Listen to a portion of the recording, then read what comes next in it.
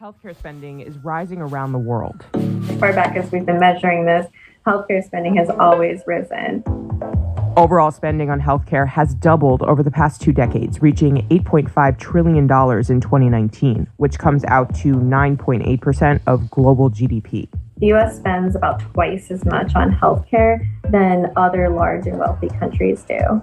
The U.S. healthcare system is not as effective when it comes to controlling costs compared to systems in other countries. The way the system is structured now, it is cure-driven system, not prevention-driven system. There's not one access model here in the United States. And so for preventive services, for treatment, it really depends on people's insurance status, where they're located, and the provider network near them. It is extremely frustrating for not just patients, but physicians also. The way we do it, by definition, makes things much more expensive for the U.S.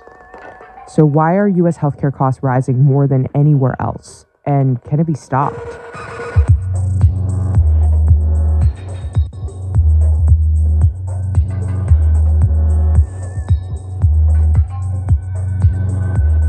Healthcare spending made up 5% of total U.S. GDP in 1960.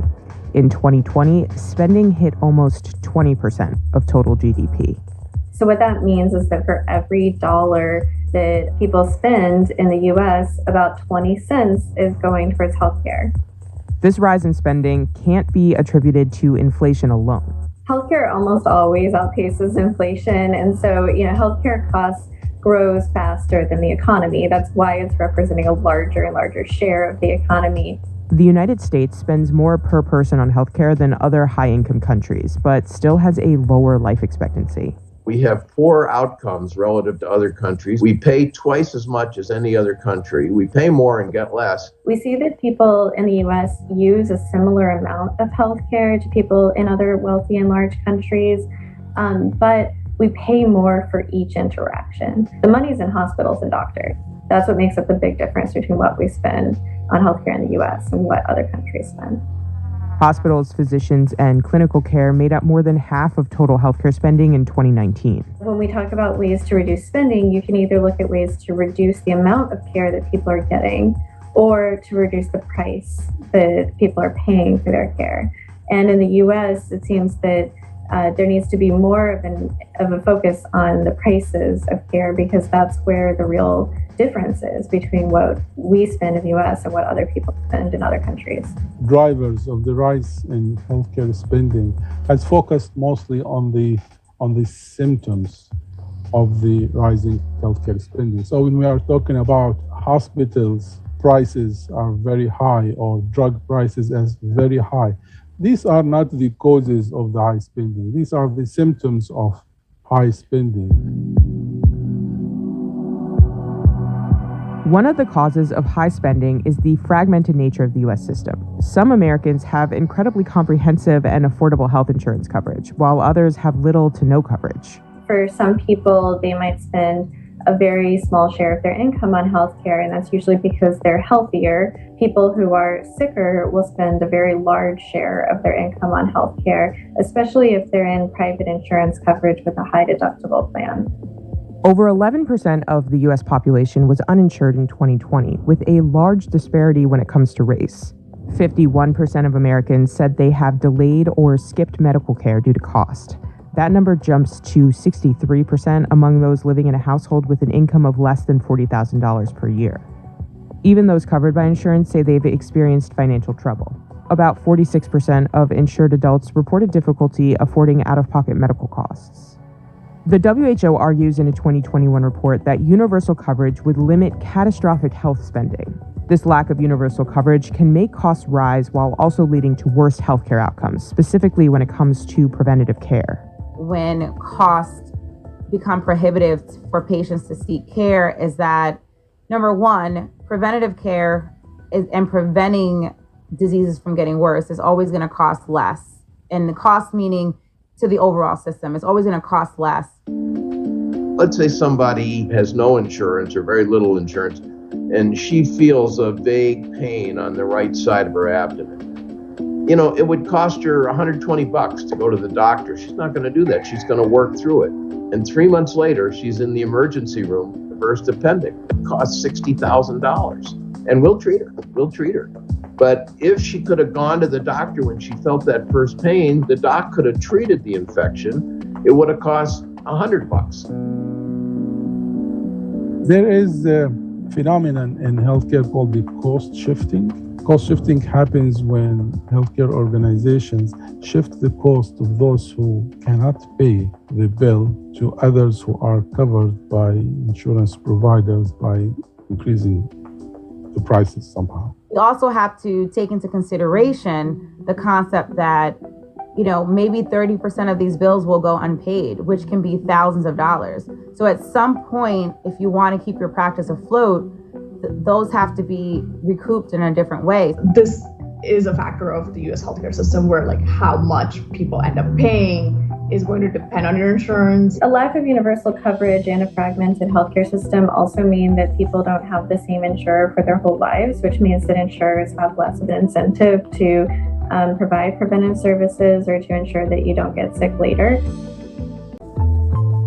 The majority of Americans don't have much of a choice when it comes to their insurance plan. More than 54% get health insurance through their employer. Capitalist view works when the market is free. Healthcare is never a free market. Instead, we have insurance companies bidding on patients' behalf, which limits patients' ability to bargain with their healthcare providers. We have what the insurance companies call narrow networks, where they dictate which doctors you can go to. Patients also can't bargain because they usually don't know how much care actually costs. One key requirement in a free market is to be informed about the price of the product or good you are purchasing. But in healthcare, patients are in the dark about what would the cost be when they seek their care. Insurance makes prices even more opaque, not just for patients, but also for doctors. Sometimes it is difficult to know upfront what a patient's costs are going to be for whatever services that they're getting. At the end of the day, we are actually not the ones controlling the rate for each different company. And even if we have a whole list of every single possible charge, we don't know if people have met their deductibles yet. We don't know where they are with respect to out-of-pocket maximums. We don't know, what their copay might exactly be, if it's a percentage. A lot of care is delivered through what's called fee-for-service. That means for every service that your doctor delivers to you, that doctor is billing for each individual thing. And that can create an incentive called provider-induced demand, which is basically that your doctor has an incentive to do more things to you. But it's more complicated than just greed. America's litigious culture can play a role in excessive testing. I do think that in the United States, we do order more tests simply because, one, there's this fear of missing something. Of course, that comes from a human aspect where you don't ever want to misdiagnose a patient. But then there's also the malpractice side of things, where if you do miss something, what are the consequences? Since there isn't true free market competition, insurance companies will try to rein in the spending by either denying claims or requiring pre-authorization. Most physicians are doing the right thing and choosing the right treatments for their patients.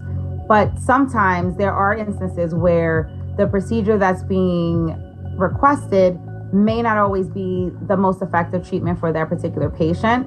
And sometimes the prior auth process also serves as kind of a gatekeeper, so to speak, of whether that physician has tried everything that could potentially help the patient.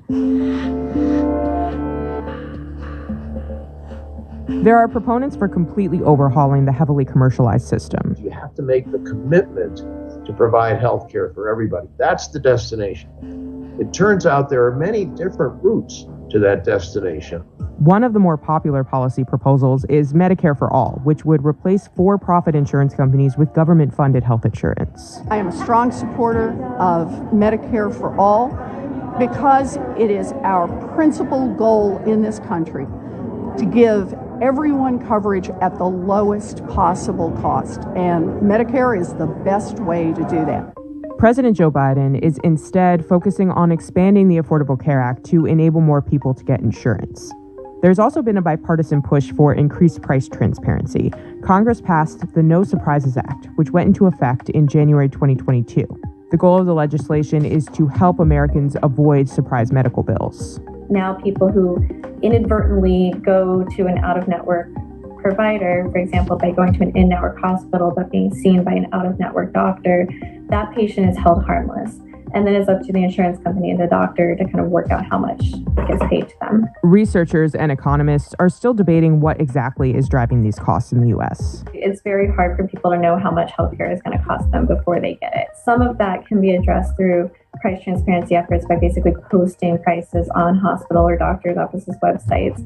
Research has to be intensified in this area to clearly identify the root causes of the high spending and the interrelationship between the different routes. There's a lot of moving pieces here, and there's probably not going to be one single solution to healthcare costs and access and quality of care and insurance coverage, but there's a lot of different directions that policy is starting to go in terms of actually addressing the healthcare costs in the U.S.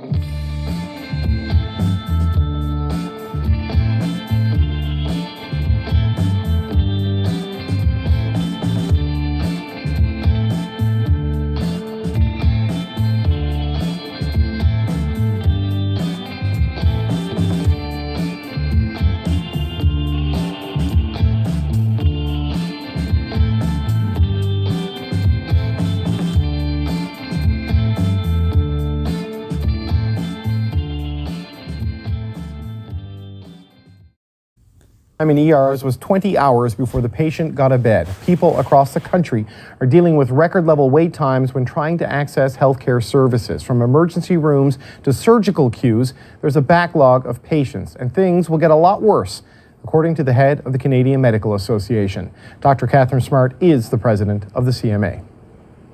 Dr. Smart, thanks for coming in today. Thanks for having me.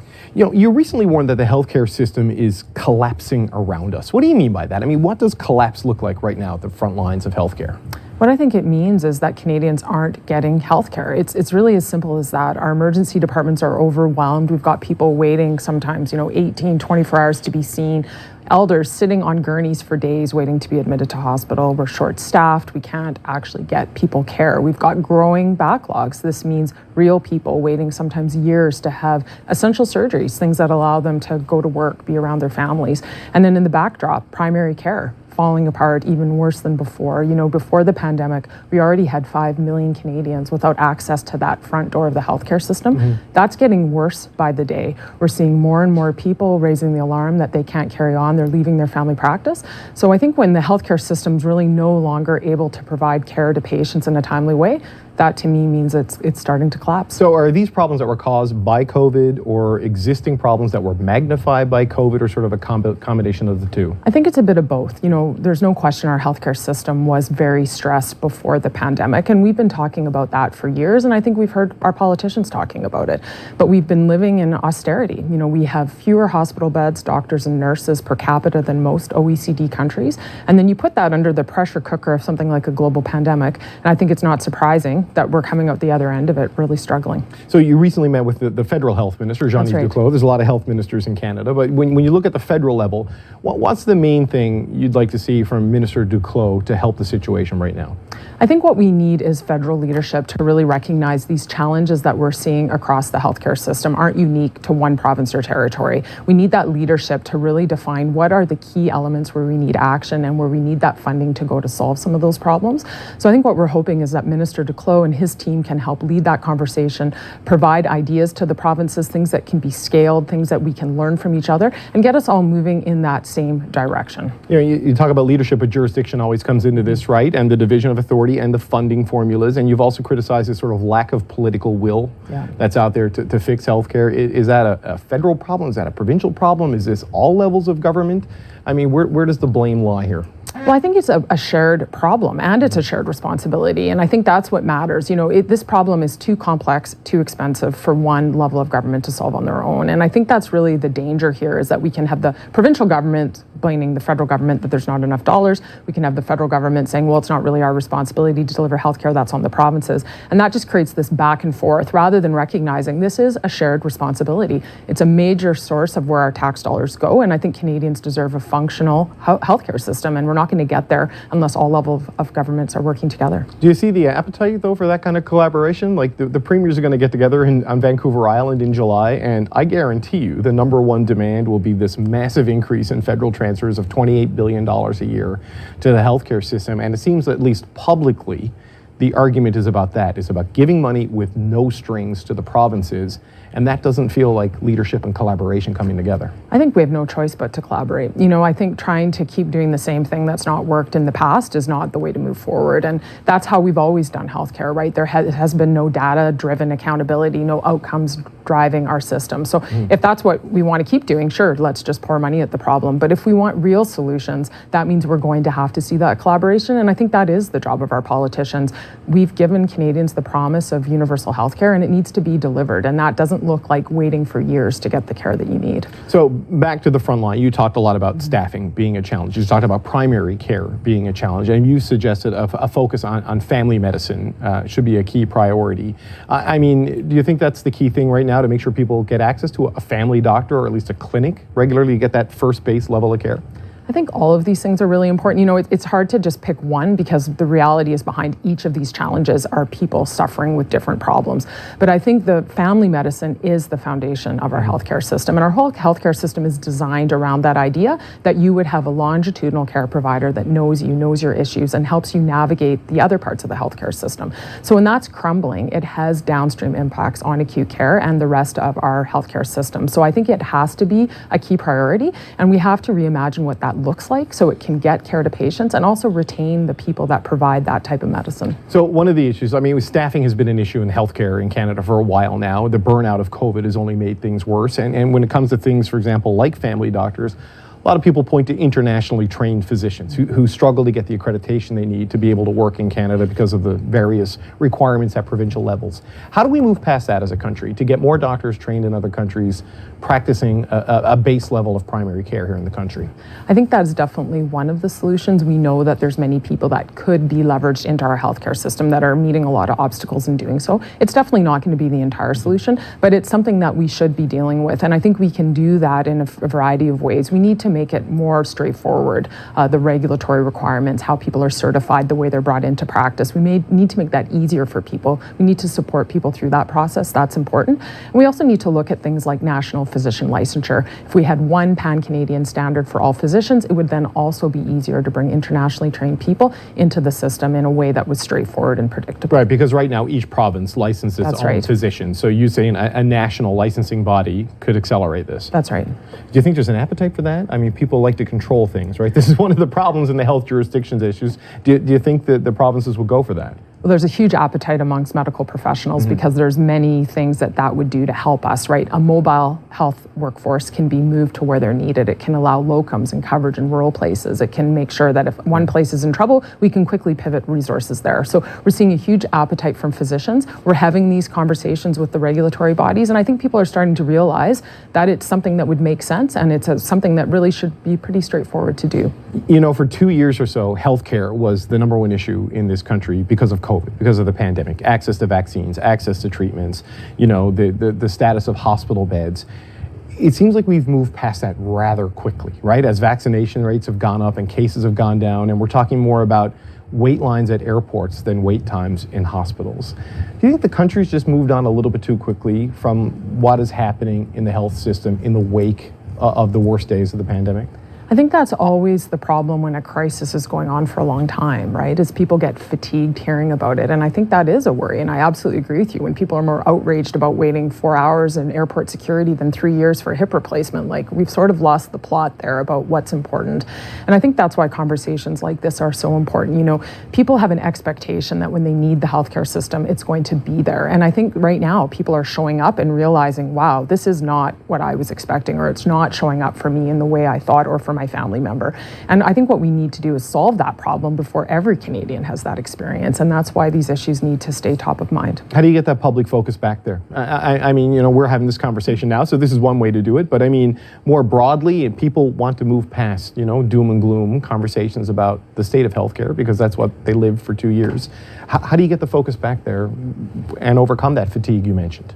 Well, I think it's critical that we make Canadians understand that they can be part of the solution as well. They can work with us in terms of what their priorities are, bringing this message to politicians, helping us redesign a better healthcare system that's going to meet them where they are, an expanded healthcare system that actually can start to deal with some of the complexities that we're seeing so that we can have more health and people can pursue the lives that they want. So I think it's something that every Canadian has a stake in, and we just have to keep reminding people of that, and we have to remind them there's a place for them in the conversation as well. Okay. Dr. Catherine Smart, thanks for your time. Thank you.